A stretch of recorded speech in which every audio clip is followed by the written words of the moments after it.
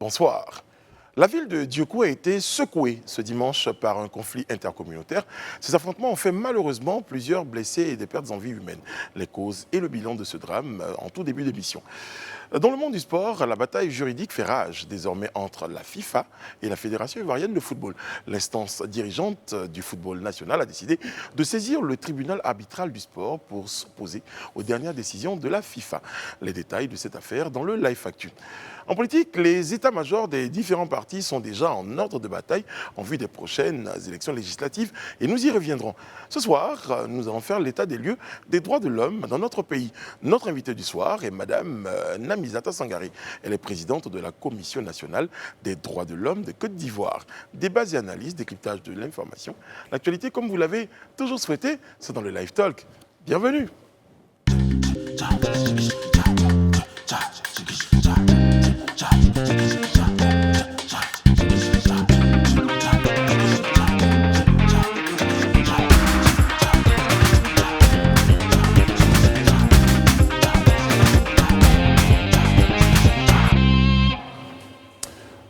Qui n'a pas fait ses devoirs?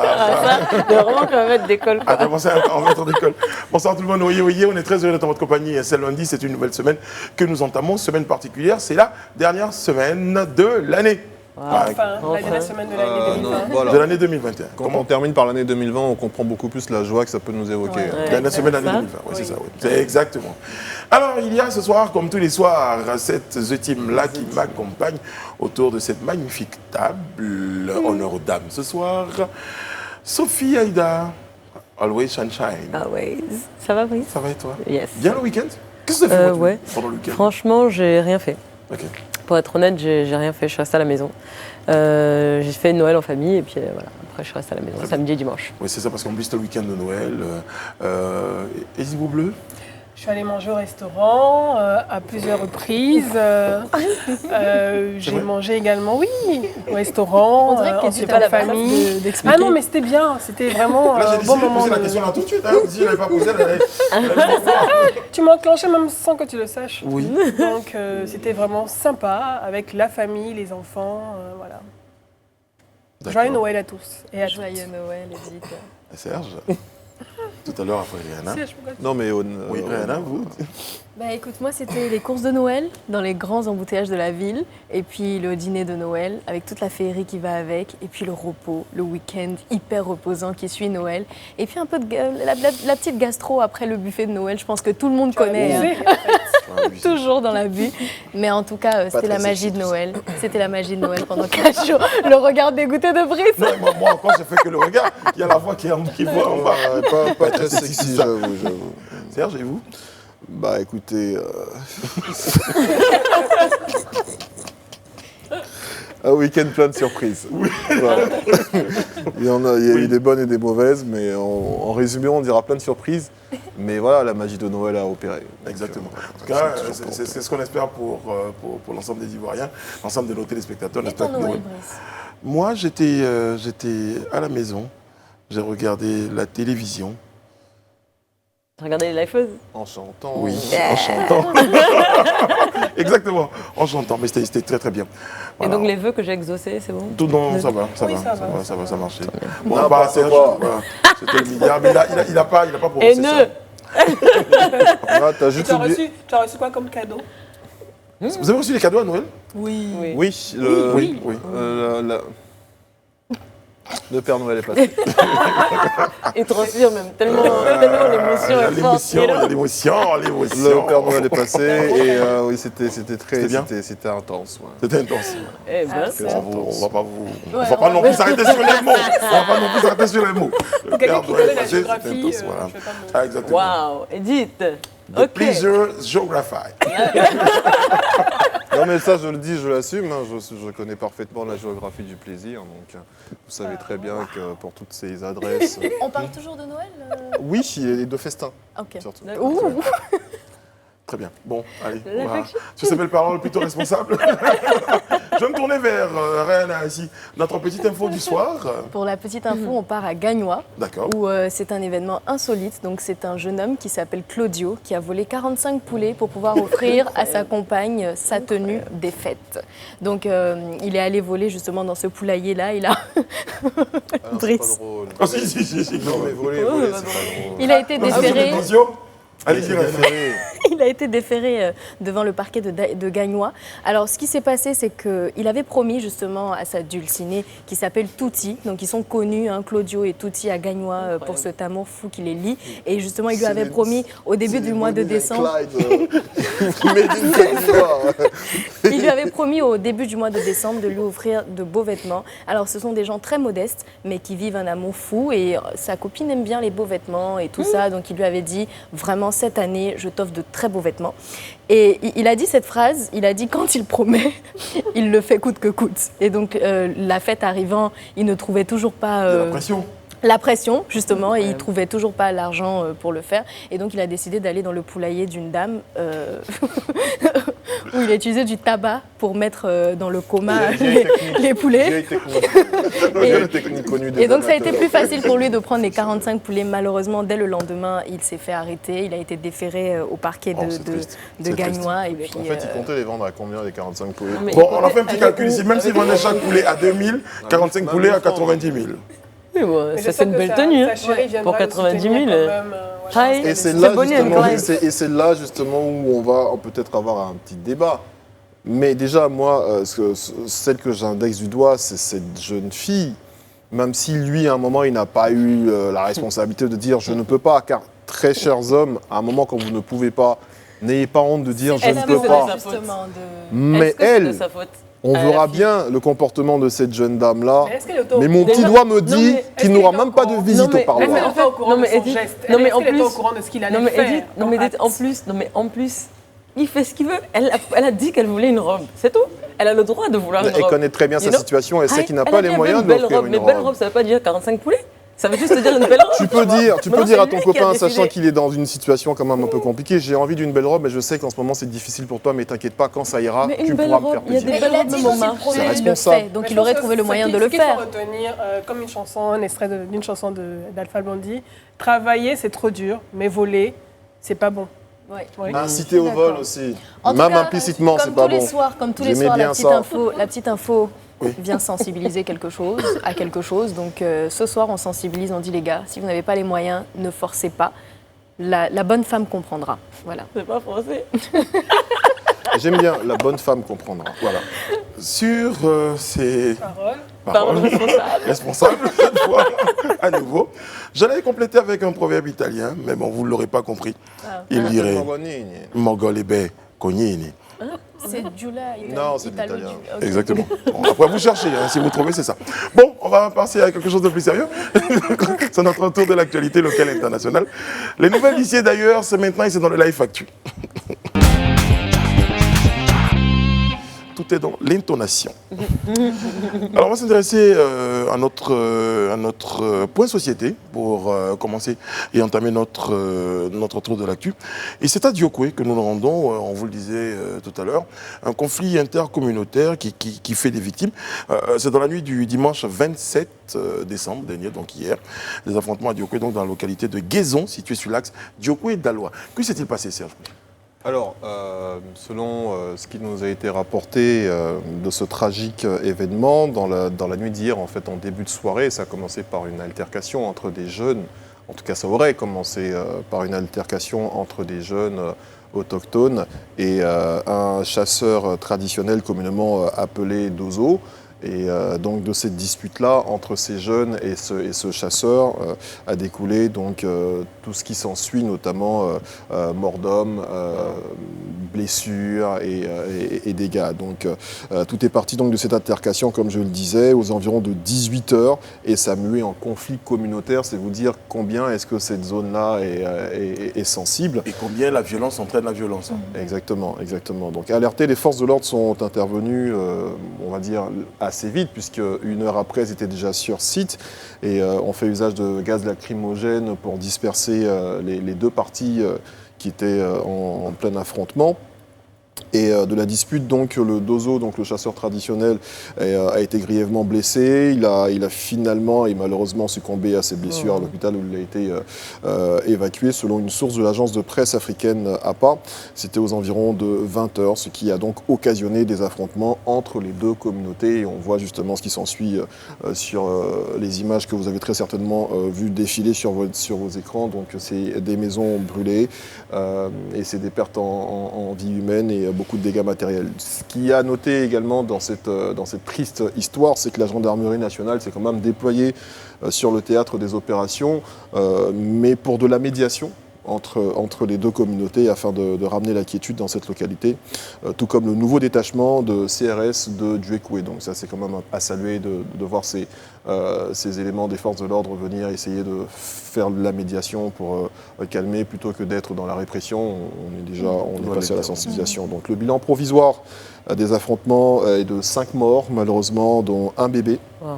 C'est très triste, et une vingtaine de blessés et de nombreuses maisons brûlées, selon des sources sur place. C'est des images qu'on n'aurait plus voulu voir, en tout cas surtout en cette période de fin d'année. Et c'est le lieu de rappeler que la communication, en tout cas entre les différentes parties, entre les communautés, c'est la clé pour éviter ce genre de conflit, cette escalade de violence.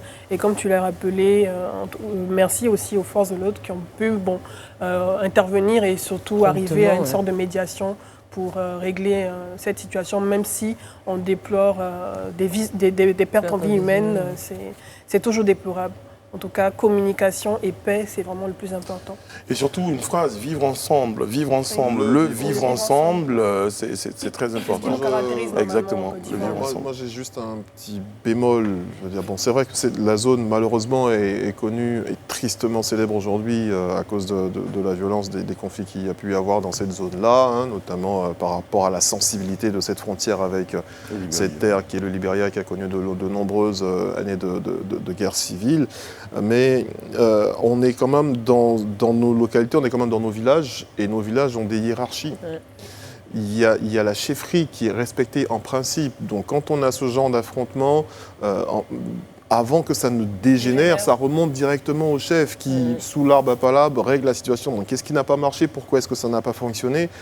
C'est le lieu d'inviter les jeunes à se plier justement peut-être à cette autorité traditionnelle-là. Parce qu'en général, chacune des communautés, qu'elles soient autochtones ou allogènes, a un leader, un représentant qui est censé échanger avec les représentants des autres communautés pour arriver à une médiation, pour apaiser, en tout cas éviter que le conflit dégénère. C'est quand il évolue crescendo et qu'on voit comment les choses se déroulent, mais à un moment ça va très très vite. Hein. Je pense que là, ça allait très vite. Avant même que les responsables interviennent.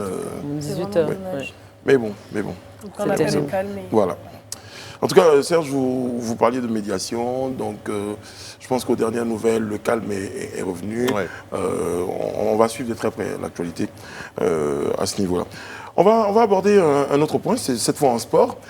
Dans la première saison de notre Casa de la FIF, c'était la FIF contre la FIF, hein, c'était en version locale. Alors que là, cette fois, dans la saison numéro 2, eh bien, c'est la FIF contre la FIFA. Exactement. Je te FIF, tu me FIFA. That was a good one. Check. That's right. Alors oui, la Casa de la FIF, donc comme tu l'as dit, continue notamment donc cette bataille. Hein, je tiens à signaler que ce check, il était juste parce que Edith Bou avait trouvé une phrase qui avait plu à Sophie Aïda. C'est juste qu'elles avaient envie de nous montrer qu'elles ont les mêmes doigts, les mêmes teintes sur les doigts. C'est très joli d'ailleurs. Merci beaucoup. Thank you. Parce qu'après, la dernière fois, à la fin de l'émission, la nation nous a fait un commentaire là-dessus. Donc, c'est pas vous étiez content de ce qui se passe à la FIFA. Pas du tout. Pas du tout. Excusez-moi, c'est mon rôle de voilà. Ouais, ok. Alors, comme je disais, la Casa de la FIF continue, notamment donc la bataille entre, comme tu l'as dit tout à l'heure, la FIFA et la FIF qui se poursuit. Effectivement, donc le jeudi 24 décembre, la FIFA a décidé d'un comité de normalisation pour la FIF, dont les membres doivent être sélectionnés par la FIFA et la CAF, et leur mandat est censé quand même prendre fin le 31 décembre 2021. Alors évidemment, vous vous doutez bien que la FIF n'est pas du tout contente de cette décision. La preuve, donc aujourd'hui, le 28 décembre, le comité exécutif de la FIF s'est réuni et a dénoncé, je cite, le caractère fallacieux et impertinent des motifs de cette décision de désignation de ce comité de normalisation et a décidé d'exercer, je cite, toutes les voies de recours devant le TAS, le tribunal arbitral du sport. Alors rappelons qu'hier, dimanche 27 décembre, lors d'un entretien à l'APA, l'agence de presse africaine, Maître Ro Athanase, qui est membre de la commission juridique de la FIF et également président du comité de discipline de la FIF, annonçait qu'ils allaient déposer un recours devant le TAS pour demander la suspension de la décision de la FIF qu'on connaît, qui imposait ce comité donc, de normalisation. Et puis on se souvient que le lundi 21 décembre, la FIF introduisait déjà une requête auprès du TAS pour demander la levée de la mesure de suspension du processus d'élection du président de la FIF et des différents championnats, de processus électoral requise par la FIFA. Exactement. Afin de poursuivre justement donc, je disais, le processus d'élection du président de la FIF et les différents championnats. Alors, je suis un peu distrait, Brice, aujourd'hui. Qu'en sera-t-il de cette requête de la FIF? Pour l'instant, on ne sait pas. Est-ce que la FIFA va céder? Je pense que on attendra le prochain épisode de la case de la FIF. To find out. Ok, to find out de cette saison 2 là. Il dit to find out. Oui, alors ce qui était dit par certains observateurs, ils disaient faites attention au niveau de la FIF parce que les incompréhensions, tout ce qu'on a connu comme difficulté pourrait entraîner cette décision-là. Ouais. Certains observateurs avaient déjà alerté les Même sur ce plateau. Exactement, même sur ce plateau. Ouais. Et on s'est dit bon ben. On va y aller, la FIFA a suspendu. Et quand cette décision arrive, on a un peu l'impression que c'est maintenant que les gens se réveillent. Ce n'était pas du tout réactif, donc on se dit pourquoi maintenant? Pourquoi est-ce que c'est maintenant qu'on veut avoir recours au tribunal et tout ça? Oui, tout à fait. La corde finalement est en train de se tendre entre la tutelle du sport et la FIF. Ça va casser de quel côté finalement? Parce que là, vers où on va, vers où le sport ivoirien va, est-ce que ce bras de fer peut continuer, sachant l'état du football en ce moment qui est un peu au point mort, on va le dire, avec une élection également qui a été suspendue, au bénéfice de qui? On dit souvent la quadrature du cercle, mais là j'ai l'impression qu'on est dans quelque chose de beaucoup plus compliqué. Si vous ne pouvez pas régler vos problèmes en interne, on va s'en saisir et puis on fera ce que vous voulez. Aujourd'hui, on est blessé dans notre amour. On le disait, si la FIFA se saisit de ce mail, on est blessé dans notre amour propre. Aujourd'hui, on estime que la FIFA ne peut pas nous... Ben oui, mais en même temps, on tourne en rond. Comme tu l'as dit, on n'est pas capable de gérer nos problèmes en interne. Donc finalement, l'organe de tutelle international prend le relais et il impose ses décisions. Et si finalement la FIFA impose ses décisions, est-ce que la FIFA est en mesure de s'y opposer et de trouver en tout cas un recours affirmatif à ces sachant que ce qui cause le fait justement que la FIF veuille avoir recours au tribunal, se réveille maintenant et tout, c'est sûrement le délai. Je veux dire, le temps, c'est un train de, on va dire, être un peu lent au niveau des procédures, des processus, des verdicts et tout ça. En attendant, c'est le sport justement qui paye, comme tu le disais, et donc la FIF a envie de justement avancer. Mais le problème, c'est qu'il aurait fallu penser à ça avant de rentrer dans des litiges pareils. On est tous tristes de la situation. Encore une fois, je le dis encore une fois, c'est ceux qui sont pénalisés véritablement, ce sont tous ces jeunes joueurs qui sont talentueux, qui aujourd'hui sont sans championnat, ne gagnent pas d'argent, ne peuvent pas s'occuper de leur famille. Donc c'est triste. Mais on attend de voir qu'est-ce qui va se passer on the next episode of La Casa de la FIF. La Casa de la FIF, version saison 2 à l'international. Exactement. Prison Break, voilà. Bon, on en sourit pour ne pas en pleurer, parce que c'est vraiment très triste pour le football, globalement. Et vous l'avez dit, Sophie, pour ces jeunes joueurs-là, même pour ces supporters, les aficionados qui ont envie de voir... Et on espère que ça n'aura pas une influence aussi sur l'élection... à la CAF, en tout cas sur... Et sur la CAN. Sur la CAN également. Là, vous parlez du candidat ivoirien. Oui, non, je parle du candidat ivoirien. Oui. On espère en tout cas. Un autre point, cette fois c'est en politique, et où le jeu démocratique est en train de...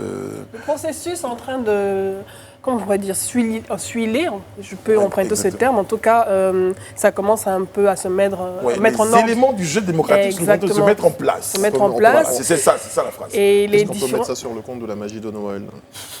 Pourquoi pas? Why Tout est not? possible avec la magie de Noël, l'esprit de Noël.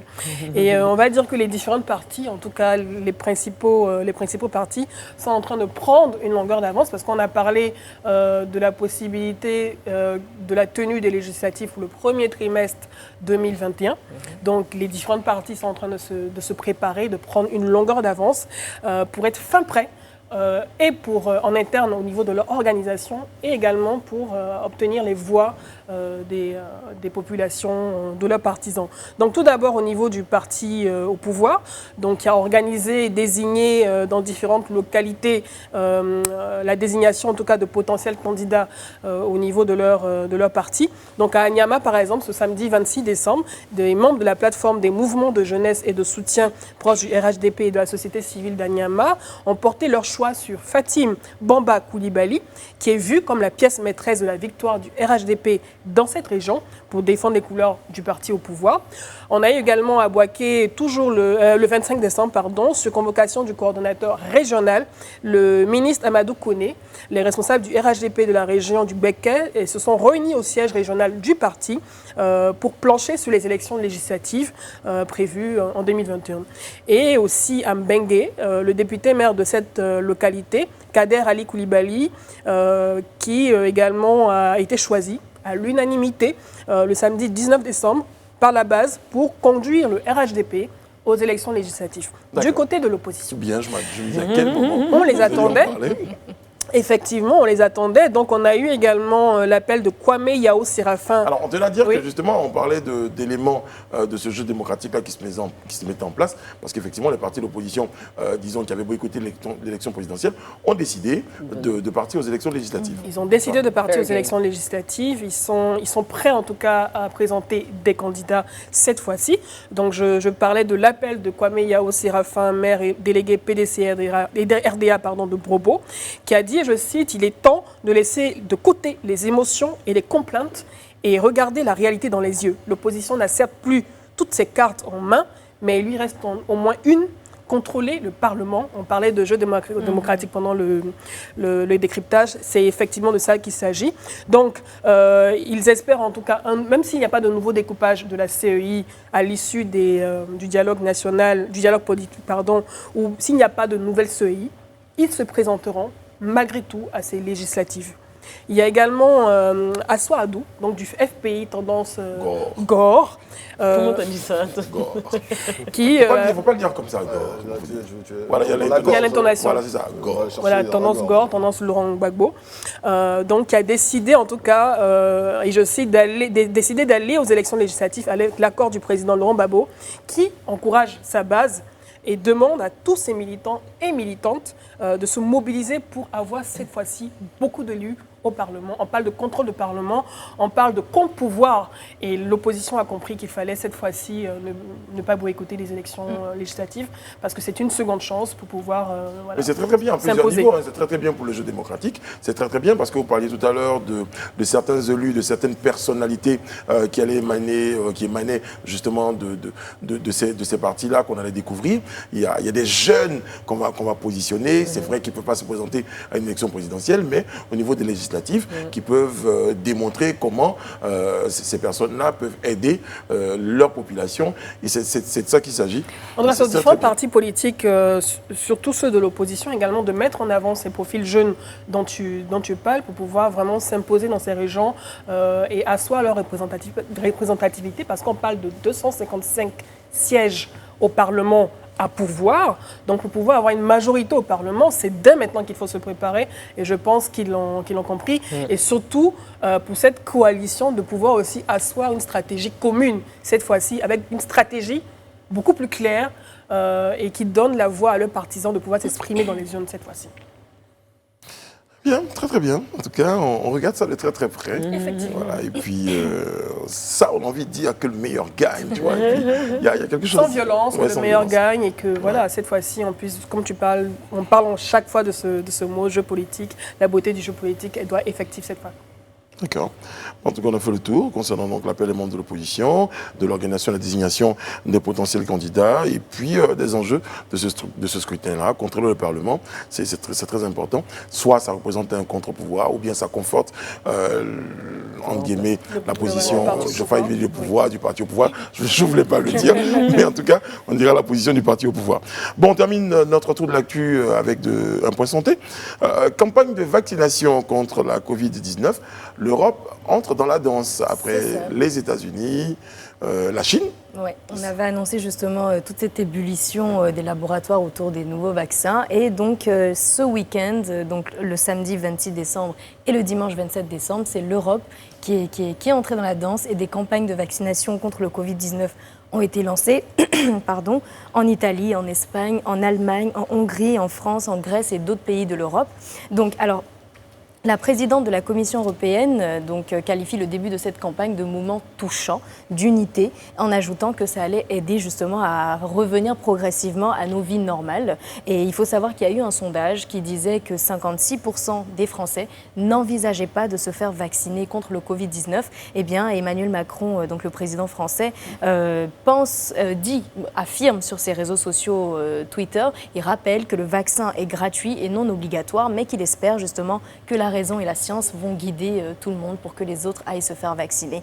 Donc en Grèce, c'est toujours un merci à la science. Si on prend la plupart des pays de l'Union européenne, ils avaient choisi des personnes âgées ou des soignants justement pour se faire tester. Eh bien en République tchèque, c'est le Premier ministre lui-même qui a été vacciné en premier, un bel exemple justement. À l'instar des États-Unis où Joe Biden s'était fait vacciner et oui. Barack Obama aussi. Justement, et donc tu le disais, c'était de nombreux pays à travers le monde qui avaient déjà commencé à faire vacciner contre le Covid-19. Et puis la Chine qui avait été le premier pays à le faire. En décembre, la Russie, les Royaumes-Unis, les États-Unis. Et puis maintenant, c'est l'Europe qui est en train de rentrer dans la danse. Et ce qu'on a envie de dire, à quand l'Afrique? Et en Côte d'Ivoire, ça sera, en tout cas, c'est ce qui avait été dit en avril 2021. Voilà. Donc, moi, en tout cas, dès qu'il sera disponible, je compte me faire vacciner. Of course. Oui, of course. Même si aujourd'hui, en regardant un reportage de France 24 sur le début de la vaccination en France, ils ont précisé que c'était dans les EHPAD et que ça concernait également de personnel soignant et qu'ils allaient voir les réactions des patients des EHPAD pour voir s'il y a des réactions, des effets secondaires et qu'ils allaient remonter ces informations à l'organe qui s'occupe de tout ce qui est médicaments. Donc, je n'ai pas été très rassurée quand j'ai entendu ça, parce que remonter les informations concernant les effets secondaires du vaccin qui auraient pu être observés, il était bon à 95, si... 92, 95%. Oui. Donc, à un moment donné, il y a des petits réglages peut-être à effectuer. Oui, donc c'est les cobayes, et ce sont les c'est pas très cobayes qui... rassurant. Bah, écoutez, Alors, mais vous avez surtout les médicaments, vous avez des effets secondaires possibles. Oui. Bon, on a tous fait le vaccin quand on était petit, la tuberculose, la poliomyélite et d'autres, mais on ne vous dit pas que, bon, Oui, vous parce avez que des c'est effets des vaccins, secondaires. c'est des vaccins qui sont passés par On toutes ne les s'inquiète étapes. pas, on ne s'inquiète pas. En tout même pour cas, la quand polio, on il y a eu a dit- également la polémique en se disant les enfants ont été vaccinés. Oui, mais ça, après, c'est une Voilà. étape par laquelle il faut forcément passer si L'étape justement de on la- veut évoluer. Il y a Je vais toujours juste- cette petite je vais étape. juste J'étais pas rassurée oser quand je l'ai entendu. espérer qu'en avril 2021, sous notre pic, en Côte d'Ivoire comme en Afrique, lorsque le vaccin Ça aurait sera été découvert à vulgarisé, l'étranger. même pas, on aura cette liberté qu'a donné le président français à ses concitoyens d'accepter ou pas de se faire Bien vacciner. sûr. J'espère. Que ce soit un choix libre. Voilà. Que ce Alors soit il est un bon de choix libre. préciser parce qu'il y a eu énormément de vaccins dont on avait parlé et tout, et que c'est le vaccin qui a été injecté particulièrement en Europe, c'est c'est le Pfizer-BioNTech. Donc c'est des doses du Pfizer-BioNTech. Mais c'est Je crois vrai que les autres... sont en train d'être. C'est ça. En fait, plusieurs vaccins, plusieurs différents vaccins vont être testés ou en tout cas administrés aux patients. Et c'est vrai que quand je regardais un reportage aussi justement, tous les patients qui sont vaccinés, on doit attendre 15 minutes pour voir s'il n'y a pas d'effets la personne secondaires, réagit. pour voir si la personne, voilà.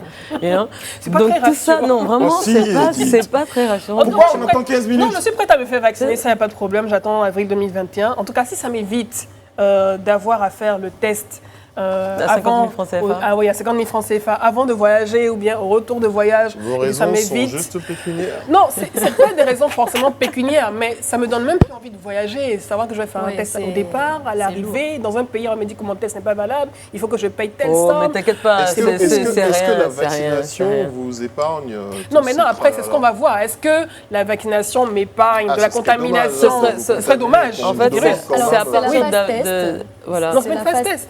C'est le Voilà, vaccin, il avec- fonctionne. C'est le vaccin, mais bon, c'est le début. appréhensions, Avec toutes tous ces les appréhensions, doutes. combien est-ce que ça va coûter en Alors, Afrique selon... Ça, c'est la question. Il faut que ça arrive déjà en on Afrique. espère. Rien à On dire, elle se espère. pose la question comment On ça coûte en espère. Afrique. Il faut que ça arrive déjà en Afrique Alors, avant en qu'on se pose cette France, question. Parce que c'est moi, je trouve gratuit. que En France, c'est gratuit, il faut le savoir. Voilà. Donc, je ne sais pas si c'est pour les autres pays, mais je oui, sais on qu'en France, avait c'est reçu gratuit.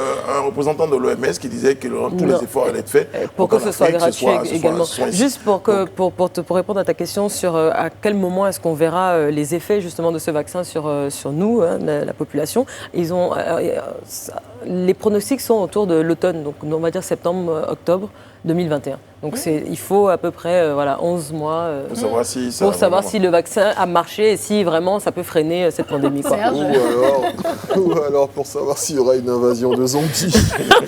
Oh my god. Attention, je Oui, vois- parce que je vais pas Non, rentrer. Non, je vais pas, non, je vais pas, non, je vais pas, je je vais pas le vous arrête dire. là. Je vais pas le Je Je dire. dis toujours que j'ai peur que 2021 soit le teasing de 2020. Non, non, non, Non, non, moi je ne suis pas d'accord. 2020, non, ça pas dit du tout. que- 2020, c'est le teasing de est 2021, oui. 2021. Exactement. Je sais, Sans effet. justement, quand on a peur, c'est des choses comme ça Sans qui effet, sans qui effet. nous arrivent. Merci beaucoup. Non, mais après, on remonte tout haut, les inquiétudes.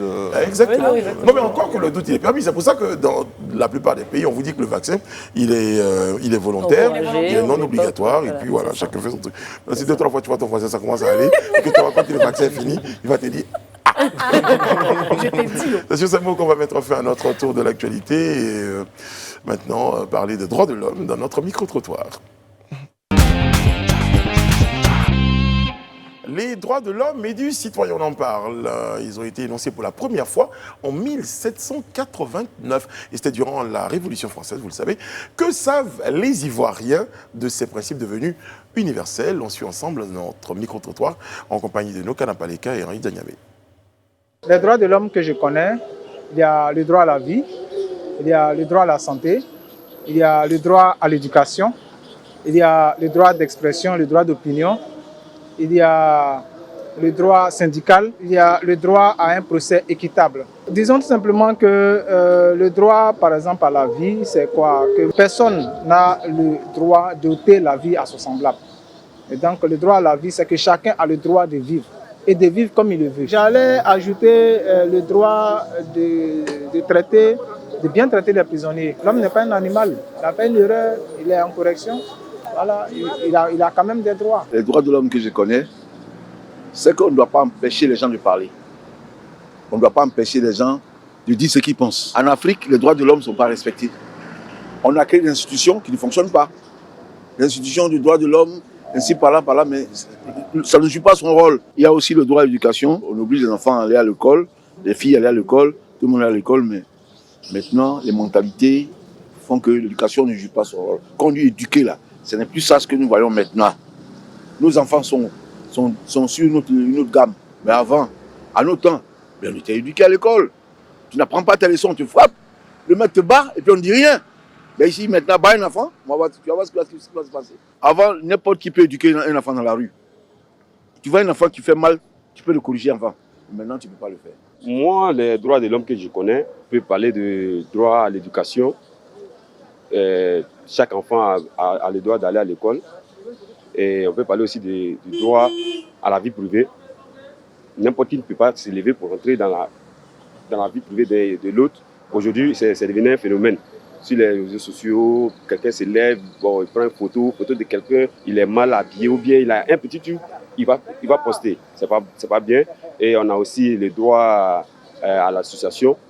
Chaque individu a le droit à la liberté d'appartenir à une collectivité ou une association. Les droits de l'homme que je connais, bon, l'homme a droit à l'éducation, la santé et droit à la vie. Le droit à la vie, c'est l'homme a le droit de vivre. C'est-à-dire il ne faut pas détruire la vie humaine parce qu'elle est sacrée. Bon, en Côte d'Ivoire, ces droits, malheureusement, ne sont pas respectés. Les droits de l'homme, ça n'existe pas en Côte d'Ivoire. Donc, moi, le type de droits de l'homme, ça ne m'intéresse pas. Même si tu as problème avec ton employé, tu le convoques. Quelqu'un qui te défend, il passe là-bas, il prend 200 000, il te laisse. Et ça va prendre l'argent, tu vas à l'expression du travail, là-bas, c'est pas la peine. Donc, le droit de l'homme n'existe pas en Côte d'Ivoire, franchement. Les gens ne restent pas parce que tout le monde est pauvre. Celui qui a besoin de toi pour te défendre, là, lui-même, il passe derrière toi pour prendre l'argent parce que lui aussi, il a besoin d'argent.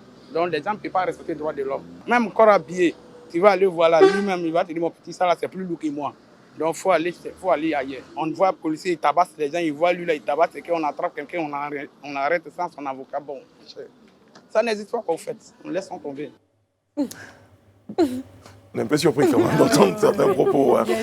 Ah oui, Beaucoup de choses. Il y a beaucoup de confusion qui se font autour du concept même de droits de l'homme, liberté d'expression, conflit, corruption, tout ça, c'est dans les droits de l'homme. En fait, dans la... c'est peut-être la manière de le donner, c'est le ressenti peut-être après les populations, ils ne savent pas peut-être l'exprimer parce que on va dire que personne ici ne connaît de bout en bout tous les articles des droits de l'homme. On sait qu'on a droit en tout cas à des choses. Non, on ne sait pas l'exprimer, on ne sait pas ce que c'est exactement. Quelqu'un a parlé de oui, j'ai le droit de... On n'a plus le droit de taper les enfants, mais moi je peux taper. Bon, après c'est un peu confus dans l'esprit des gens. On a fouetté ce monsieur. Voilà, je pense qu'il a dû subir des sévices. Mais il a dit lui-même. Voilà.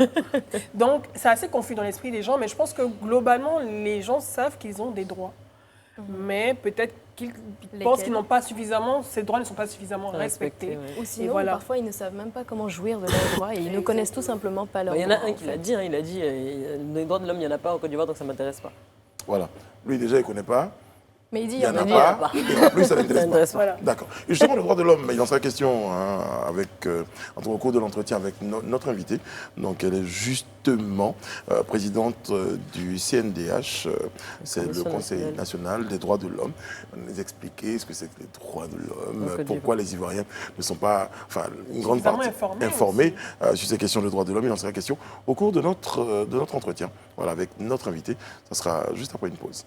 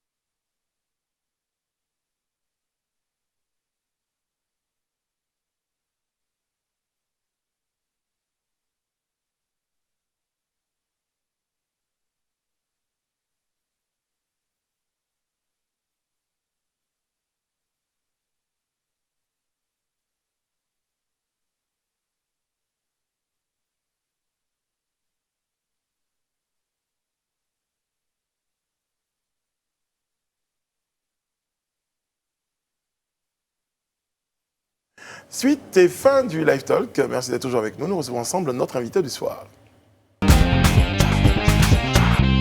Madame Namizata Sangaré nous a rejoint sur le plateau. Elle est présidente, je le disais, de la Commission nationale des droits de l'homme de Côte d'Ivoire. Bonsoir madame. Bonsoir. Merci de nous faire l'honneur d'être avec nous ce soir. On sait que vous avez un emploi du temps très chargé, mais vous avez tenu à être là pour éclairer la lanterne des Ivoiriens, en tout cas sur la question des droits de l'homme. On l'a vu dans les micro-trottoirs. Je crois qu'on a un bon nombre d'Ivoiriens qui, en tout cas, est-ce que vous pensez que c'est bien connu, la notion des droits de l'homme en Côte d'Ivoire?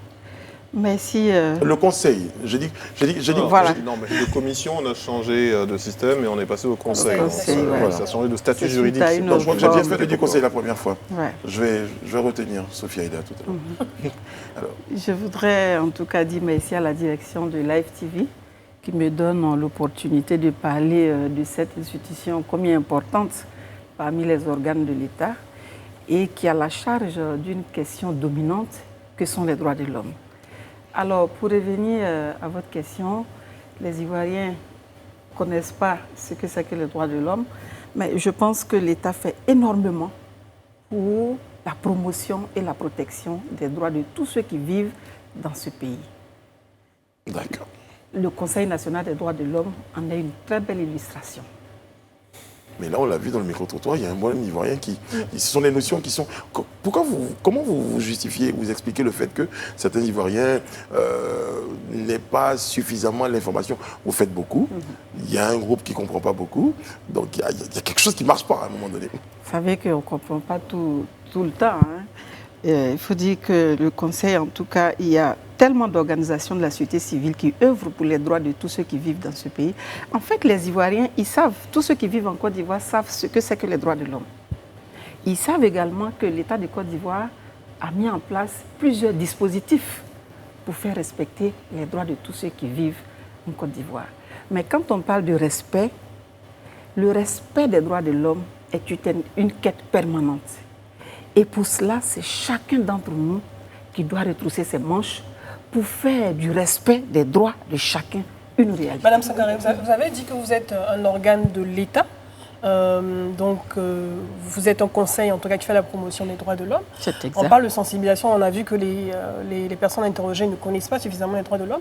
Pourquoi, en collaboration avec le ministère de l'Éducation nationale, au sein des écoles primaires, secondaires, on n'apprendrait pas par cœur les différents, pourquoi pas, hein, c'est possible, les différents articles, parce que ça parle de droits humains, donc c'est fondamental. Pourquoi dès le plus jeune âge, on n'apprendrait pas ça par cœur, comme on le fait à l'école avec le fameux boileau, pour que ça puisse rentrer dans la culture même des populations? Oui, madame. Vous savez que dans le curricula comment on appelle ça, de l'école primaire, il y a l'introduction des droits de l'homme.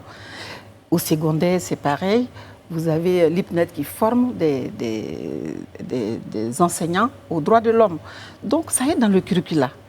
Et les écoles primaires? Oui, l'école primaire. Ils l'apprennent par cœur? Oui. Ce n'était pas votre génération, je pense.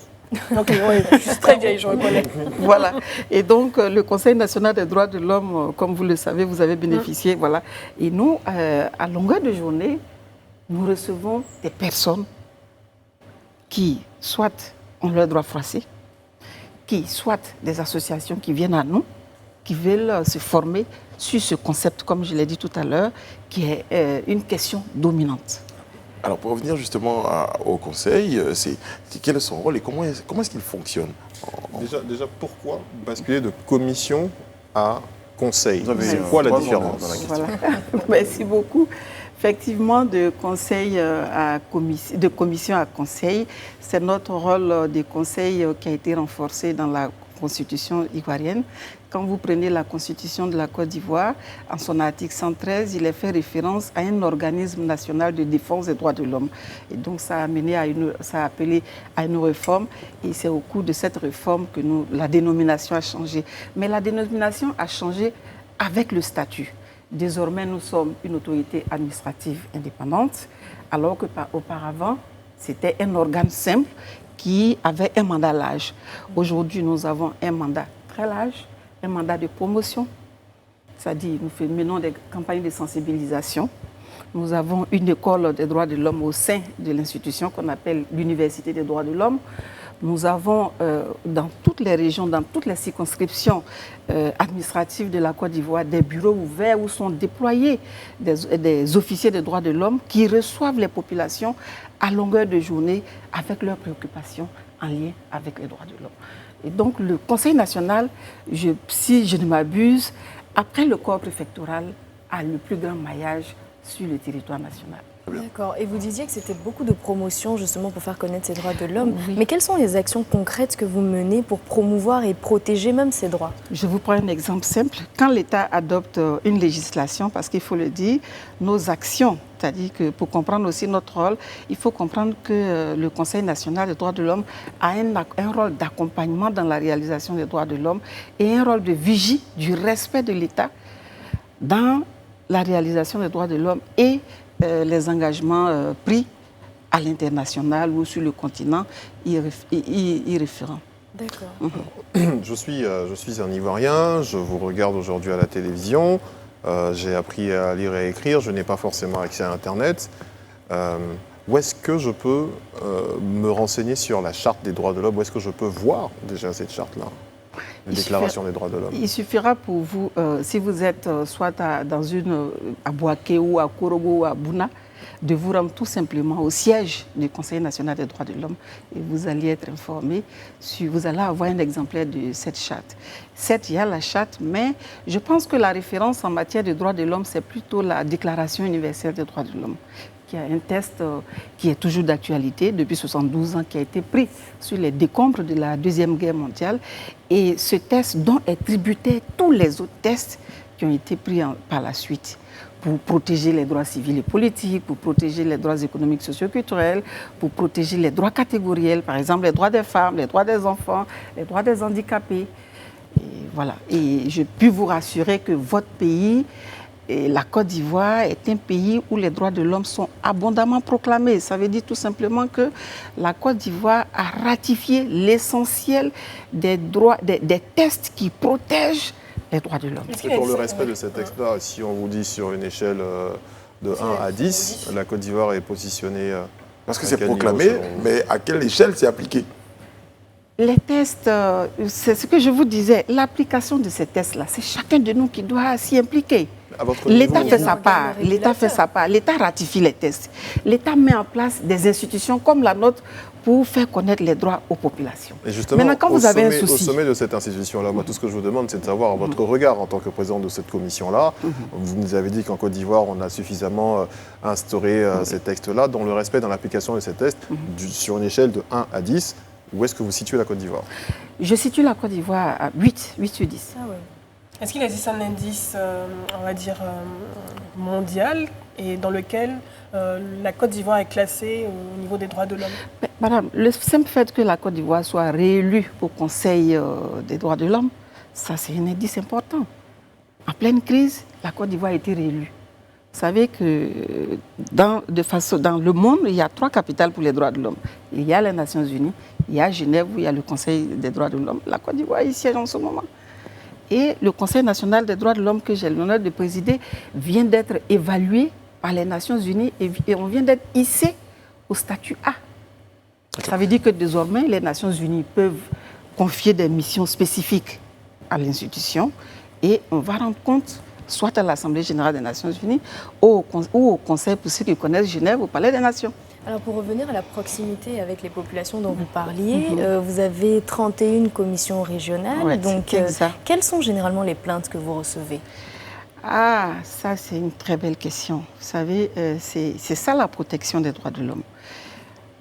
De janvier à aujourd'hui, nous sommes à 1688 plaintes des populations, dont 320 cas qui concernent les violences basées sur les genres et 151 cas de viol. En région, ça dépend des régions. Vous avez une région comme Minignan, où nous avons un bureau ouvert qui reçoit les populations. C'est généralement des cas de mariage transfrontalier. Vous savez que Minignan fait frontière avec le Mali, la déscolarisation des petites filles, alors qu'il y a une loi en Côte d'Ivoire qui rend l'école obligatoire. De 6 à 16 ans, les enfants doivent obligatoirement aller à l'école. Et généralement, quand vous recevez Et ce les genre de conflits cas, fonciers, les conflits intercommunautaires, nous sommes saisis de tout Et on ça. parle également de politique. Vous avez, lorsqu'on entend des voix s'élever contre le fait que les droits de l'homme ne sont pas souvent respectés en Côte d'Ivoire, il y a des faits en rapport avec la politique qui sont évoqués. Est-ce qu'à ce niveau-là, vous avez des plaintes? Nous avons énormément de plaintes. Mais généralement, pour ces cas, nous nous autosaisissons. Actuellement, nous sommes en train de sortir un rapport sur ce qui s'est passé dans notre pays du 6 août au 9 novembre.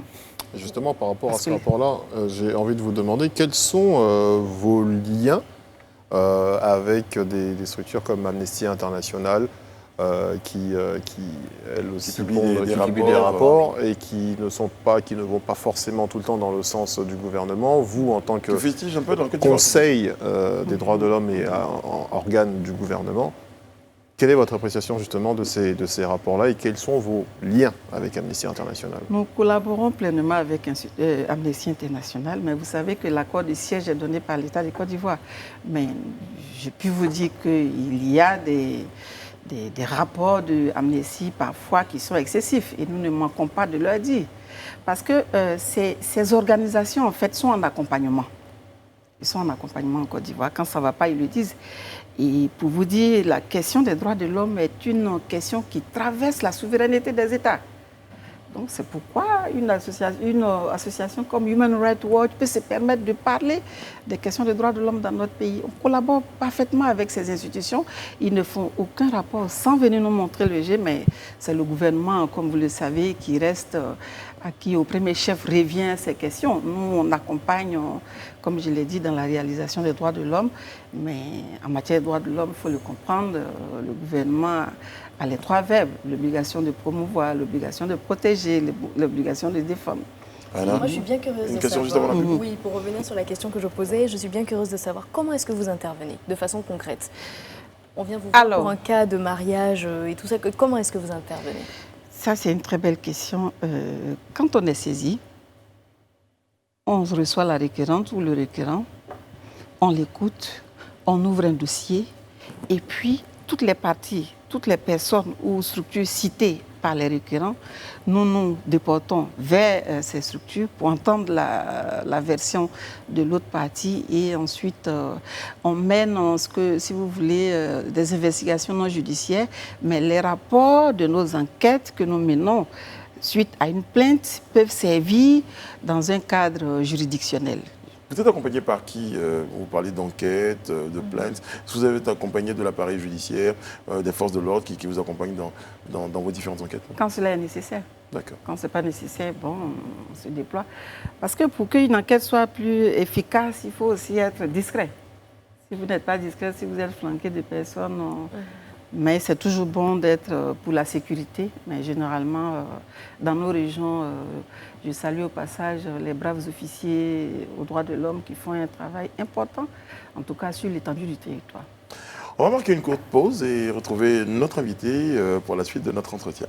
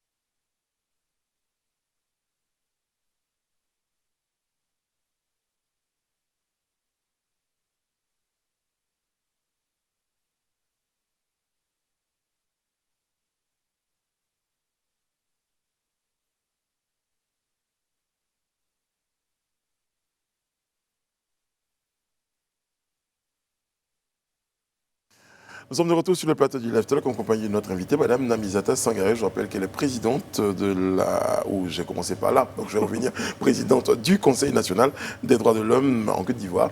Madame, on parlait tout à l'heure du fonctionnement. Je crois qu'il y a un détail à rajouter à ce que vous étiez en train de dire. Vous voulez rajouter quelque chose? Comment nous fonctionnons? Alors, il faut comprendre que le fonctionnement de l'institution repose sur 4 organes. Il y a le bureau, l'Assemblée générale qui est composée de 12 personnalités à compétences plurielles. Vous avez parmi les membres de l'Assemblée générale des experts, vous avez le représentant du Conseil supérieur de la magistrature, vous avez le représentant des avocats, vous avez les organisations de défense des droits de l'homme, vous avez des psychologues, médecins et autres. Et donc, un autre organe permanent qui est le bureau exécutif, qui reçoit à longueur de journée les populations avec leurs préoccupations. Et nous avons un secrétariat général qui, lui, a un rôle qui est le patron de l'administration et qui accompagne, n'est-ce pas, l'institution. Et vous avez aussi un organe qui est très important pour nous, comme je l'ai dit tantôt de passage, c'est les commissions régionales. Les commissions régionales, voilà. Les commissions régionales, si vous voulez, sont les mains agissantes de l'institution qui sont présidés par des présidents avec des officiers aux droits de l'homme et qui déploient les missions de l'institution dans leur ressort. Des missions de proximité. Voilà, exactement. C'est un travail bénévole pour les commissions de... C'est des agents de l'État. Ok, d'accord. Voilà, parce que comme je l'ai dit, l'institution, c'est un organe, une institution étatique. Et voilà. Vous avez dit que vous travaillez, je répète encore que vous travaillez, que vous êtes un organe de l'État. Ouais. Donc, quelles sont les recommandations que votre organisation a faites à l'endroit du gouvernement dans le cadre du respect des droits de l'homme? Et comment vous vous assurez que vos recommandations sont suivies par le gouvernement? Nos recommandations, effectivement, sont suggestives. C'est en somme des conseils. Nos recommandations ne sont pas contraignantes, mais vu la pertinence de tout ce que nous recommandons au gouvernement, aux autorités publiques, aux institutions de la République, nous sentons qu'elles sont appliquées. Est-ce que, en termes de crédibilité, madame, est-ce que vous n'en souffrez pas un tout petit peu? Parce qu'on a envie de dire, vous êtes une institution étatique chargée de faire des recommandations.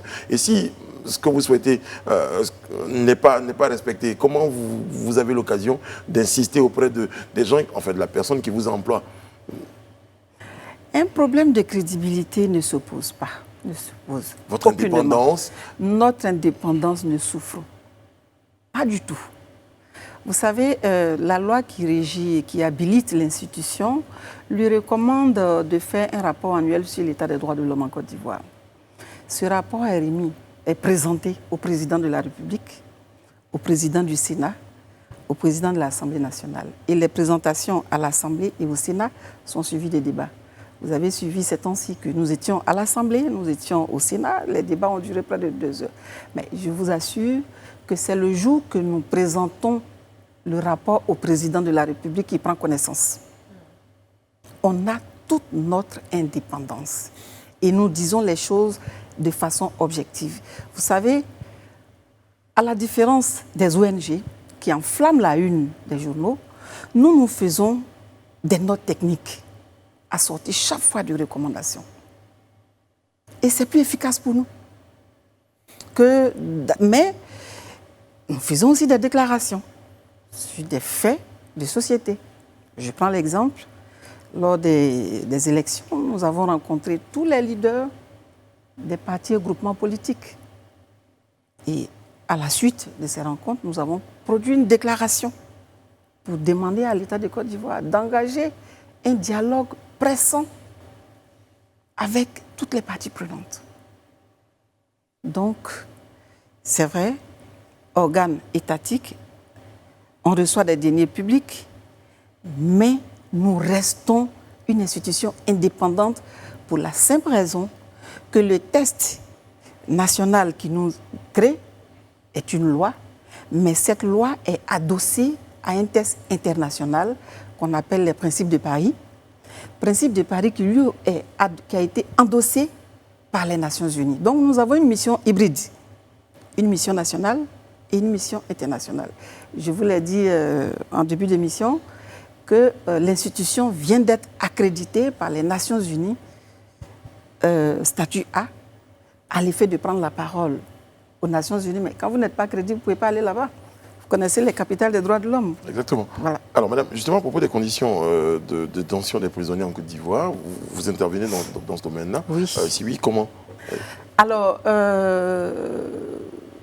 le Conseil national des droits de l'homme, en son article 2, visite tous les lieux privatifs de liberté, et cela de façon inopinée. Nous avons cette chance-là, en tout cas, d'être crédibles. Parce que nous visitons. Vous avez pu visiter le lieu j'ai envie de dire, de captivité du président du FPI à Finguessan? Nous l'avons rencontré. Détention.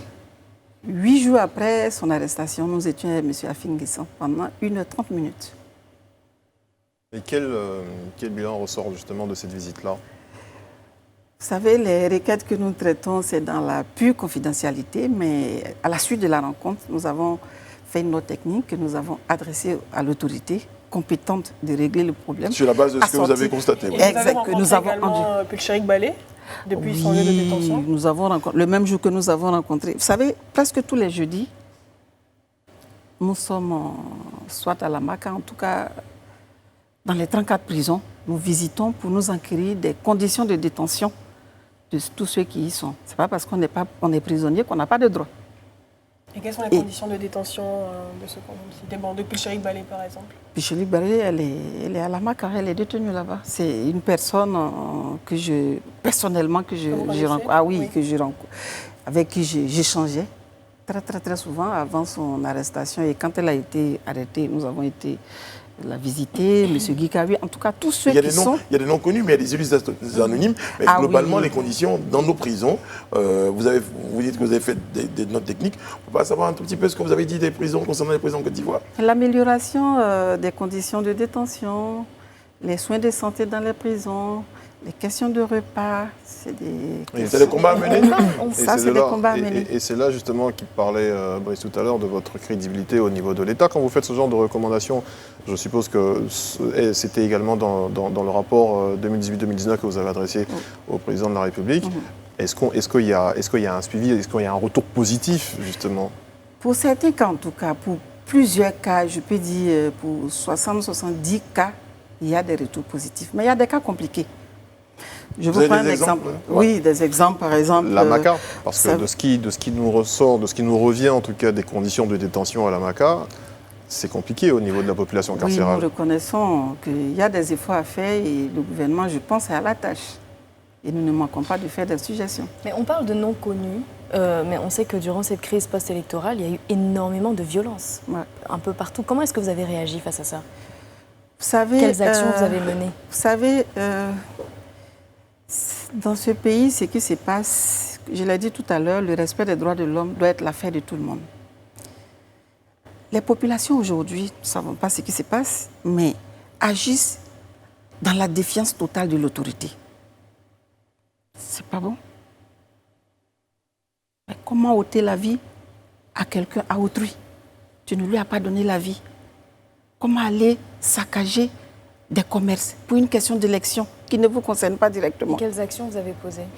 Les actions que nous avons posées, comme je l'ai dit. Tout à l'heure, j'aime bien qu'on revienne là-dessus, s'il vous plaît. Les actions que nous avons posées, d'abord, avant les élections, nous nous sommes déployés parce que le CNDH inscrit ses actions dans le concept des 3P, la prévention en matière de violation ou atteinte aux droits de l'homme, la protection des droits de l'homme et la défense des droits de l'homme. Donc, nous avons fait la sensibilisation sur l'étendue du territoire pour des élections apaisées. Nous avons demandé à nos concitoyens dans toutes les régions. Et cela en partenariat avec la Chambre des rois et chefs traditionnels. Nous avons parcouru toute la Côte d'Ivoire pour demander à nos concitoyens. Et je pense que ces campagnes de sensibilisation apportées, peut-être que ça allait être pire. À chaud, pour parler d'exemple, par rapport à ce qui se passe dans l'actualité à Djokwe, quelles sont les actions que vous allez mener? Les actions que nous avons menées, vous savez qu'à Djokwe, nous avons une représentation. Elle nous a déjà produit un rapport qui nous est parvenue. Nous, on a fait une note, comme je l'ai dit. C'est comme ça que nous fonctionnons. On a fait une note technique assortie des recommandations et nous avons adressé à l'autorité compétente qui est capable, en tout cas, de trouver une solution. C'est qui l'autorité compétente dans le cas d'espèce? Ça dépend du problème. Par exemple, quand c'est les questions de tension, ça, c'est le garde des Sceaux. Les conflits intercommunautaires, ça, c'est le ministre de l'Intérieur, par exemple. Ou la ministre de la Solidarité. Vos rapports sont publics, un peu comme ceux de... Oui. Quand vous allez sur notre site internet, il est fourni le rapport thématique, de rapport annuel. Parce que nous faisons énormément d'enquêtes. Alors, pour les prochains jours, pour les prochains mois, pour l'année à venir, quelles sont les perspectives du CNDH, madame? Alors, les perspectives, c'est surtout la compréhension du rôle. Les perspectives, c'est... Il faut que les gens comprennent notre rôle à l'effet de nous aider, n'est-ce pas, à bien dérouler notre mandat. Ça, c'est une chose. Le CNDH... Mais nous, en tant que télé-citoyenne, on vous a invité un peu pour expliquer aux Ivoiriens ce rôle-là. Voilà. Ouais. Et le CNDH compte construire un institut, un centre de formation internationale en matière des droits de l'homme. L'autre perspective, c'est vraiment être à l'écoute des populations, demander aux populations de nous saisir. Nous avons un bureau vert, nous avons un numéro vert, nous avons... On va le communiquer? Voilà, on peut le communiquer. Le 800 00 888, qui est notre numéro vert. Ce numéro vert, il est joignable 24 heures sur 24. Nous avons dans toutes les régions, comme je l'ai dit, dans tous les chefs-lieux de département, une institution en charge des questions des droits de l'homme. Je pense que ces personnalités qui y travaillent sont suffisamment connues par les populations. En tout cas, que les droits de l'homme, pour être mieux réalisés, soient suffisamment inscrits dans toutes les politiques de l'État et qu'il soit créé la passerelle entre la garantie des droits, c'est-à-dire que les droits qui sont garantis dans les différents tests dont vous parlez, et les droits garantis. Merci Madame Sangaré Namizata. Je rappelle que vous êtes présidente du CNDH Côte d'Ivoire. Merci d'avoir été avec nous. Et on aura certainement d'autres occasions, très bonnes, j'espère cette fois, pour continuer la promotion des droits de l'homme en Côte d'Ivoire. C'est, vous l'avez dit, un point important au niveau de la démocratie et vous vous battez tous les jours pour que ce point-là soit promu et respecté dans notre pays. Merci d'avoir été avec nous. C'est moi. Ben, d'accord. Merci Serge Kouachi, malgré vos deux regards. Merci Sophie, Aïda et Edith Beaubleu avec votre regard pétillant. Merci d'être toujours avec nous. Nous recevons ensemble notre invité du soir. Madame Namizata Sangaré nous a rejoint sur le plateau. Elle est présidente, je le disais, de la Commission nationale des droits de l'homme de Côte d'Ivoire. Bonsoir Madame. Bonsoir. Merci de nous faire l'honneur d'être avec nous ce soir. On sait que vous avez un emploi du temps très chargé, mais vous avez tenu à être là pour éclairer la lanterne des Ivoiriens, en tout cas sur la question des droits de l'homme. On l'a vu dans les micro-trottoirs. Je crois qu'on a un bon nombre d'Ivoiriens qui, en tout cas, est-ce que vous pensez que c'est bien connu, la notion des droits de l'homme en Côte d'Ivoire? Mais si... Le conseil, voilà. Non, mais de commission, on a changé de système et on est passé au conseil. Voilà. Ça a changé de statut juridique. Donc, je crois que j'ai bien fait de dire conseil la première fois. Ouais. Je vais retenir Sophie Aïda tout à l'heure. Alors. Je voudrais en tout cas dire merci à la direction de Live TV qui me donne l'opportunité de parler de cette institution combien importante parmi les organes de l'État et qui a la charge d'une question dominante que sont les droits de l'homme. Alors, pour revenir à votre question, les Ivoiriens ne connaissent pas ce que c'est que les droits de l'homme, mais je pense que l'État fait énormément pour la promotion et la protection des droits de tous ceux qui vivent dans ce pays. D'accord. Le Conseil national des droits de l'homme en est une très belle illustration. Mais là, on l'a vu dans le micro-trottoir, il y a un bon Ivoirien qui... Ce sont des notions qui sont... Comment vous justifiez, vous expliquez le fait que certains Ivoiriens n'aient pas suffisamment l'information? Vous faites beaucoup, il y a un groupe qui ne comprend pas beaucoup, donc il y a quelque chose qui ne marche pas à un moment donné. Vous savez qu'on ne comprend pas tout le temps. Hein. Il faut dire que le Conseil, en tout cas, il y a tellement d'organisations de la société civile qui œuvrent pour les droits de tous ceux qui vivent dans ce pays. En fait, les Ivoiriens, ils savent, tous ceux qui vivent en Côte d'Ivoire savent ce que c'est que les droits de l'homme. Ils savent également que l'État de Côte d'Ivoire a mis en place plusieurs dispositifs pour faire respecter les droits de tous ceux qui vivent en Côte d'Ivoire. Mais quand on parle de respect, le respect des droits de l'homme est une quête permanente. Et pour cela, c'est chacun d'entre nous qui doit retrousser ses manches pour faire du respect des droits de chacun une réalité. Madame Sangaré, vous avez dit que vous êtes un organe de l'État. Vous êtes un conseil, en tout cas, qui fait la promotion des droits de l'homme. C'est exact. On parle de sensibilisation, on a vu que les personnes interrogées ne connaissent pas suffisamment les droits de l'homme. Pourquoi, en collaboration avec le ministère de l'Éducation nationale, au sein des écoles primaires, secondaires, on n'apprendrait pas par cœur les différents, pourquoi pas, hein, c'est possible, les différents articles, parce que ça parle de droits humains. Donc c'est fondamental. Pourquoi dès le plus jeune âge, on n'apprendrait pas ça par cœur, comme on le fait à l'école avec le fameux boileau, pour que ça puisse rentrer dans la culture même des populations? Oui, madame. Vous savez que dans le curricula comment on appelle ça, de l'école primaire, il y a l'introduction des droits de l'homme. Au secondaire, c'est pareil. Vous avez l'IPNET qui forme des enseignants aux droits de l'homme. Donc, ça est dans le curricula. Et les écoles primaires? Oui, de l'école primaire. Ils l'apprennent par cœur? Oui. Ce n'était pas votre génération, je pense. Ok, oui, je suis très vieille, je reconnais. Voilà. Et donc, le Conseil national des droits de l'homme, comme vous le savez, vous avez bénéficié. Voilà. Et nous, à longueur de journée, nous recevons des personnes qui, soit ont leur droit froissé, qui, soit des associations qui viennent à nous, qui veulent se former sur ce concept, comme je l'ai dit tout à l'heure, qui est une question dominante. Alors, pour revenir justement au Conseil, quel est son rôle et comment est-ce qu'il fonctionne? Déjà, pourquoi basculer de commission à conseil? C'est quoi la différence dans la question? Voilà. Merci beaucoup. Effectivement, de commission à conseil, c'est notre rôle de conseil qui a été renforcé dans la Constitution ivoirienne. Quand vous prenez la Constitution de la Côte d'Ivoire, en son article 113, il est fait référence à un organisme national de défense des droits de l'homme. Et donc, ça a appelé à une réforme. Et c'est au cours de cette réforme que la dénomination a changé. Mais la dénomination a changé avec le statut. Désormais, nous sommes une autorité administrative indépendante, alors qu'auparavant, c'était un organe simple qui avait un mandat large. Aujourd'hui, nous avons un mandat très large, un mandat de promotion, c'est-à-dire nous menons des campagnes de sensibilisation. Nous avons une école des droits de l'homme au sein de l'institution qu'on appelle l'Université des droits de l'homme. Nous avons dans toutes les régions, dans toutes les circonscriptions administratives de la Côte d'Ivoire, des bureaux ouverts où sont déployés des officiers des droits de l'homme qui reçoivent les populations à longueur de journée avec leurs préoccupations en lien avec les droits de l'homme.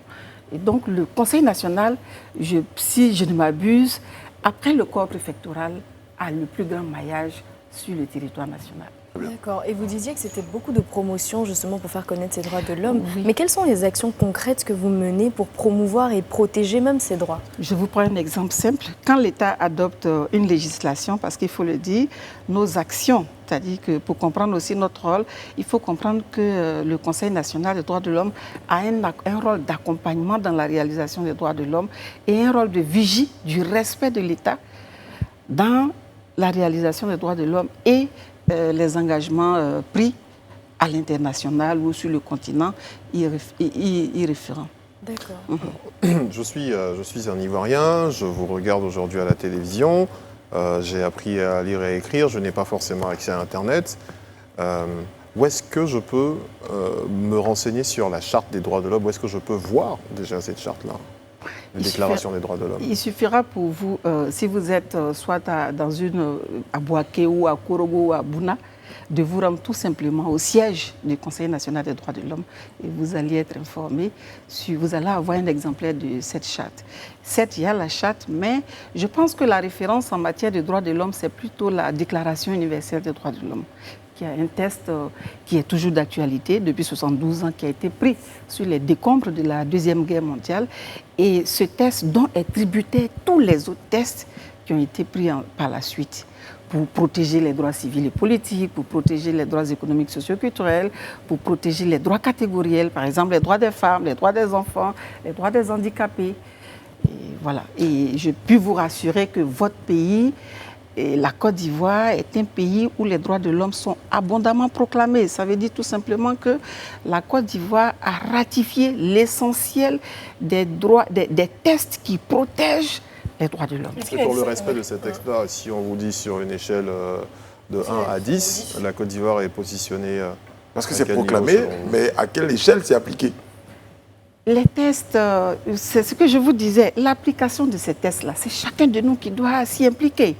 L'État fait sa part, l'État ratifie les tests. L'État met en place des institutions comme la nôtre pour faire connaître les droits aux populations. Et justement, maintenant, quand vous avez un souci... au sommet de cette institution-là, moi, tout ce que je vous demande, c'est de savoir votre regard en tant que président de cette commission-là. Vous nous avez dit qu'en Côte d'Ivoire, on a suffisamment instauré ces textes-là. Dans le respect, dans l'application de ces tests, sur une échelle de 1 à 10, où est-ce que vous situez la Côte d'Ivoire? Je situe la Côte d'Ivoire à 8 sur 10. Ah ouais. Est-ce qu'il existe un indice, on va dire, mondial et dans lequel la Côte d'Ivoire est classée au niveau des droits de l'homme? Madame, le simple fait que la Côte d'Ivoire soit réélue au Conseil des droits de l'homme, ça c'est un indice important. En pleine crise, la Côte d'Ivoire a été réélue. Vous savez que dans le monde, il y a 3 capitales pour les droits de l'homme. Il y a les Nations Unies, il y a Genève, où il y a le Conseil des droits de l'homme. La Côte d'Ivoire y siège en ce moment. Et le Conseil national des droits de l'homme que j'ai l'honneur de présider vient d'être évalué par les Nations Unies et on vient d'être hissé au statut A. Ça veut dire que désormais, les Nations Unies peuvent confier des missions spécifiques à l'institution et on va rendre compte soit à l'Assemblée générale des Nations Unies ou au Conseil, pour ceux qui connaissent Genève, au Palais des Nations. Alors pour revenir à la proximité avec les populations dont vous parliez, vous avez 31 commissions régionales. Ouais, donc quelles sont généralement les plaintes que vous recevez? Ah, ça c'est une très belle question. Vous savez, c'est ça la protection des droits de l'homme. De janvier à aujourd'hui, nous sommes à 1688 plaintes des populations, dont 320 cas qui concernent les violences basées sur les genres et 151 cas de viol. En région, ça dépend des régions.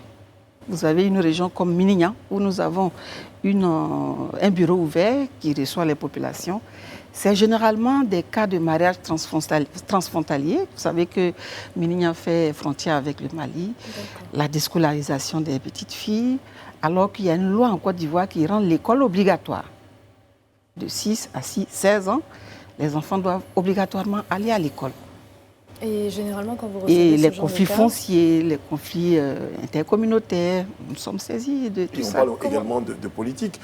Vous avez, lorsqu'on entend des voix s'élever contre le fait que les droits de l'homme ne sont pas souvent respectés en Côte d'Ivoire, il y a des faits en rapport avec la politique qui sont évoqués. Est-ce qu'à ce niveau-là, vous avez des plaintes? Nous avons énormément de plaintes. Mais généralement, pour ces cas, nous nous autosaisissons.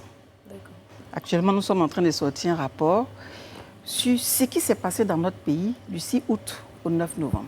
Et justement, par rapport à ce rapport-là, j'ai envie de vous demander quels sont vos liens avec des structures comme Amnesty International, qui elles aussi publient des rapports et qui ne vont pas forcément tout le temps dans le sens du gouvernement. Vous, en tant que Conseil des droits de l'homme et organe du gouvernement, quelle est votre appréciation justement de ces rapports-là et quels sont vos liens avec Amnesty International? Nous collaborons pleinement avec Amnesty International, mais vous savez que l'accord de siège est donné par l'État de Côte d'Ivoire. Mais je puis vous dire qu'il y a des rapports de Amnesty parfois qui sont excessifs et nous ne manquons pas de leur dire. Parce que ces organisations en fait sont en accompagnement. Ils sont en accompagnement en Côte d'Ivoire. Quand ça ne va pas, ils le disent. Et pour vous dire, la question des droits de l'homme est une question qui traverse la souveraineté des États. Donc c'est pourquoi une association comme Human Rights Watch peut se permettre de parler des questions des droits de l'homme dans notre pays. On collabore parfaitement avec ces institutions. Ils ne font aucun rapport sans venir nous montrer le jeu, mais c'est le gouvernement, comme vous le savez, qui reste, à qui au premier chef revient ces questions. Nous, on accompagne, comme je l'ai dit, dans la réalisation des droits de l'homme, mais en matière de droits de l'homme, il faut le comprendre, le gouvernement a les 3 verbes, l'obligation de promouvoir, l'obligation de protéger, l'obligation de défendre. Moi, je suis bien curieuse de savoir. Oui, pour revenir sur la question que je posais, je suis bien curieuse de savoir comment est-ce que vous intervenez de façon concrète. On vient vous voir pour un cas de mariage et tout ça. Comment est-ce que vous intervenez? Ça, c'est une très belle question. Quand on est saisi, On reçoit la requérante ou le requérant, on l'écoute, on ouvre un dossier et puis toutes les parties, toutes les personnes ou structures citées par les requérants, nous nous déportons vers ces structures pour entendre la version de l'autre partie et ensuite on mène ce que, si vous voulez, des investigations non judiciaires, mais les rapports de nos enquêtes que nous menons suite à une plainte peuvent servir dans un cadre juridictionnel. Vous êtes accompagné par qui? Vous parlez d'enquête, de plainte. Est-ce que vous avez été accompagné de l'appareil judiciaire, des forces de l'ordre qui vous accompagnent dans vos différentes enquêtes? Quand cela est nécessaire. D'accord. Quand ce n'est pas nécessaire, bon, on se déploie. Parce que pour qu'une enquête soit plus efficace, il faut aussi être discret. Si vous n'êtes pas discret, si vous êtes flanqué de personnes... Mais c'est toujours bon d'être pour la sécurité. Mais généralement, dans nos régions, je salue au passage les braves officiers aux droits de l'homme qui font un travail important, en tout cas sur l'étendue du territoire. Notre invitée, Madame Namisata Sangaré, je rappelle qu'elle est présidente de la... j'ai commencé par là, donc je vais revenir, présidente du Conseil national des droits de l'homme en Côte d'Ivoire. Madame, on parlait tout à l'heure du fonctionnement. Je crois qu'il y a un détail à rajouter à ce que vous étiez en train de dire. Vous voulez rajouter quelque chose? Comment nous fonctionnons? Alors, il faut comprendre que le fonctionnement de l'institution repose sur 4 organes. Il y a le bureau, l'Assemblée générale qui est composée de 12 personnalités à compétences plurielles. Vous avez parmi les membres de l'Assemblée générale des experts, vous avez le représentant du Conseil supérieur de la magistrature, vous avez le représentant des avocats, vous avez les organisations de défense des droits de l'homme, vous avez les psychologues, médecins et autres. Et donc, un autre organe permanent qui est le bureau exécutif, qui reçoit à longueur de journée les populations avec leurs préoccupations. Et nous avons un secrétariat général qui, lui, a un rôle qui est le patron de l'administration et qui accompagne, n'est-ce pas, l'institution. Et vous avez aussi un organe qui est très important pour nous, comme je l'ai dit tantôt de passage, c'est les commissions régionales. Les commissions régionales, voilà. Les commissions régionales, si vous voulez, sont les mains agissantes de l'institution qui sont présidées par des présidents avec des officiers aux droits de l'homme et qui déploient les missions de l'institution dans leur ressort. Des missions de proximité. Voilà, exactement, exactement. C'est un travail bénévole pour les commissions de... C'est des agents de l'État. Ok, d'accord. Voilà, parce que comme je l'ai dit, l'institution, c'est un organe, une institution étatique, et voilà. Et vous avez dit que vous travaillez, je répète encore que vous travaillez, que vous êtes un organe de l'État. Ouais. Donc, quelles sont les recommandations que votre organisation a faites à l'endroit du gouvernement dans le cadre du respect des droits de l'homme? Et comment vous vous assurez que vos recommandations sont suivies par le gouvernement? Nos recommandations, effectivement, sont suggestives. C'est en somme des conseils. Nos recommandations ne sont pas contraignantes, mais vu la pertinence de tout ce que nous recommandons au gouvernement, aux autorités publiques, aux institutions de la République, nous sentons qu'elles sont appliquées. Est-ce qu'en termes de crédibilité, madame, est-ce que vous n'en souffrez pas un tout petit peu? Parce qu'on a envie de dire, vous êtes une institution étatique chargée de faire des recommandations. Et si ce que vous souhaitez n'est pas respecté, comment vous avez l'occasion d'insister auprès des gens, en fait, de la personne qui vous emploie? Un problème de crédibilité ne s'oppose pas. Votre indépendance? Notre indépendance ne souffre pas du tout. Vous savez, la loi qui régit, qui habilite l'institution, lui recommande de faire un rapport annuel sur l'état des droits de l'homme en Côte d'Ivoire. Ce rapport est présenté au président de la République, au président du Sénat, au président de l'Assemblée nationale. Et les présentations à l'Assemblée et au Sénat sont suivies des débats. Vous avez suivi ces temps-ci que nous étions à l'Assemblée, nous étions au Sénat, les débats ont duré près de 2 heures. Mais je vous assure que c'est le jour que nous présentons le rapport au président de la République qui prend connaissance. On a toute notre indépendance et nous disons les choses de façon objective. Vous savez, à la différence des ONG qui enflamment la une des journaux, nous faisons des notes techniques assorties chaque fois de recommandations. Et c'est plus efficace pour nous mais nous faisons aussi des déclarations sur des faits de société. Je prends l'exemple, lors des élections, nous avons rencontré tous les leaders des partis et groupements politiques. Et à la suite de ces rencontres, nous avons produit une déclaration pour demander à l'État de Côte d'Ivoire d'engager un dialogue pressant avec toutes les parties prenantes. Donc, c'est vrai, organes étatiques, on reçoit des deniers publics, mais nous restons une institution indépendante pour la simple raison que le test national qui nous crée est une loi, mais cette loi est adossée à un test international qu'on appelle les principes de Paris. Principe de Paris qui, lui, qui a été endossé par les Nations Unies. Donc nous avons une mission hybride, une mission nationale et une mission internationale. Je vous l'ai dit en début d'émission que l'institution vient d'être accréditée par les Nations Unies, statut A, à l'effet de prendre la parole aux Nations Unies. Mais quand vous n'êtes pas crédible, vous ne pouvez pas aller là-bas. Vous connaissez les capitales des droits de l'homme. Exactement. Voilà. Alors, madame, justement, à propos des conditions de détention des prisonniers en Côte d'Ivoire, vous intervenez dans ce domaine-là. Oui. Si oui, comment? Alors, le Conseil national des droits de l'homme, en son article 2, visite tous les lieux privatifs de liberté, et cela de façon inopinée. Nous avons cette chance-là, en tout cas, d'être crédibles.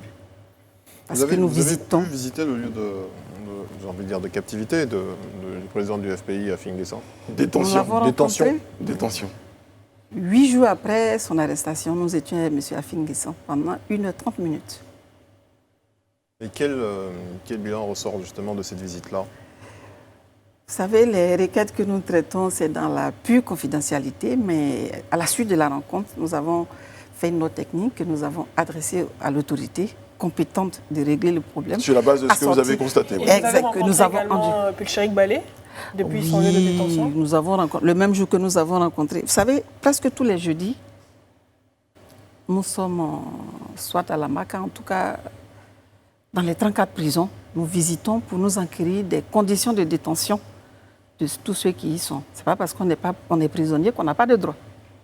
Et quelles sont les conditions de détention de ce qu'on a cité? Bon, de Pulcharik Balé, par exemple. Pulcharik Balé, elle est à la MACA, elle est détenue là-bas. C'est une personne que j'ai rencontré.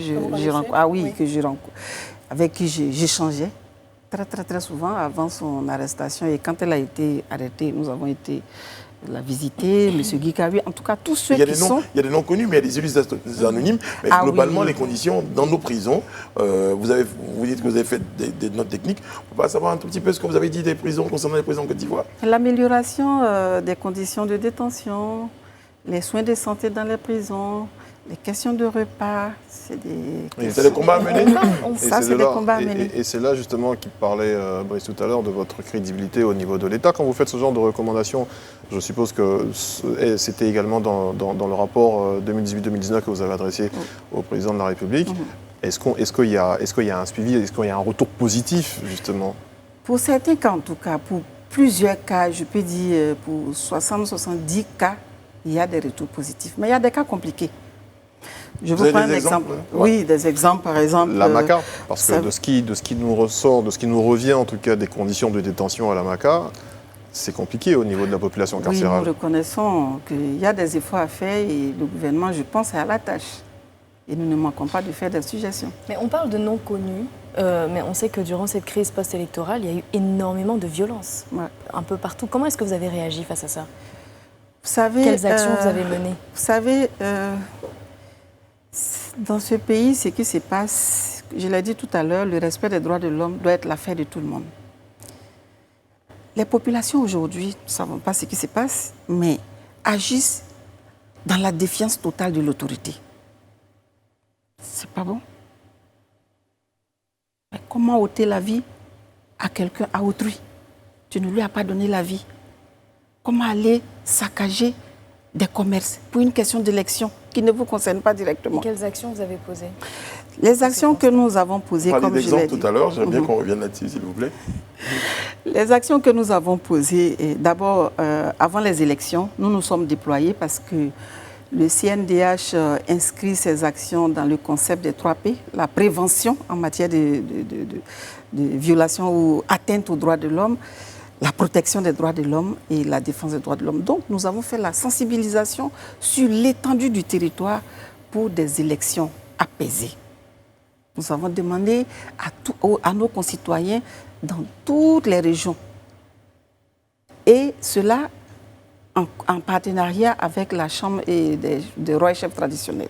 Nous avons parcouru toute la Côte d'Ivoire pour demander à nos concitoyens. Et je pense que ces campagnes de sensibilisation apportées, peut-être que ça allait être pire.